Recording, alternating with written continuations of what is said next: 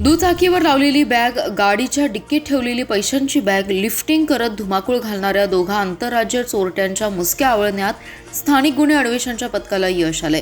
या दोघा चोरट्या बाप लेकांनी आंध्र प्रदेशमधून दुचाकी चोरून संपूर्ण महाराष्ट्रात बॅग लिफ्टीचे गुन्हे केल्याचं तपासात उघड झाले। या दोघा चोरट्यांना अटक केली असून त्यांच्याकडून 8 गुन्हे उघडकीस आलेत। सलमान रामलू गुड्डेटी आणि संदीप सलमान गुड्डेटी अशी अटक केलेल्या बाप लेकांची नावे आहेत। 3 डिसेंबर रोजी त्यांच्या पेन्शन खात्यातून शिराळा येथील बँक ऑफ इंडियाच्या शाखेतील त्यांच्या खात्यातून 43,000 रुपये काढून ते पिशवीत ठेवले होते।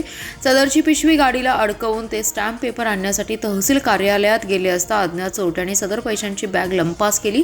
या प्रकरणी पाटील यांनी शिराळा पोलीस ठाण्यात फिर्याद दिली होती। दुसरीकडे कवठेमंकाळमध्ये गाडीच्या डिक्कीतून रोकड लंपास झाल्याची ही घटना घडली। यानंतर स्थानिक गुन्हे अन्वेषणाचे पथक चोरट्यांचा शोध घेत होते। यावेळी पथकातील कर्मचाऱ्यांना तांत्रिक तपासाच्या आधारे माहिती मिळाली की सदरची चोरी आंतरराज्य बॅग लिफ्टिंग टोळीचा प्रमुख सलमान गुड्डेटी यांनी केली असून तो आणि त्याचा मुलगा संशयित संदीप हे दोघे मिरजेतील सिनर्जी हॉस्पिटल जवळ येणार आहेत। मिळालेल्या माहितीप्रमाणे पथकाने त्या ठिकाणी सापळा लावला असता दोघे जण 2 दुचाकी लावून रस्त्याकडेला बोलत उभे असल्याचं दिसलं। यावेळी त्यांना ताब्यात घेत त्यांच्याकडे कसून चौकशी केली असता त्यांनी शिराळा येथील बॅग लिफ्टिंगची कबुली दिली। तसेच महिन्यात कवठेमंकाळ विद्यानगर येथील गाडीच्या डिक्कीतून 50,000, शाहूवाडी तालुक्यातील बांबवडे येथील बँक ऑफ महाराष्ट्र येथील 1,60,000 रुपये चोरल्याचं सांगितलं।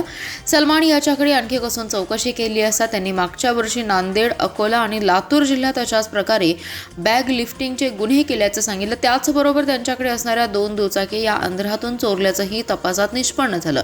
यावेळी दोघांकडून 10,000 रोख आणि 2 दुचाकी असा एकूण 1,35,000चा मुद्देमाल जप्त केलाय।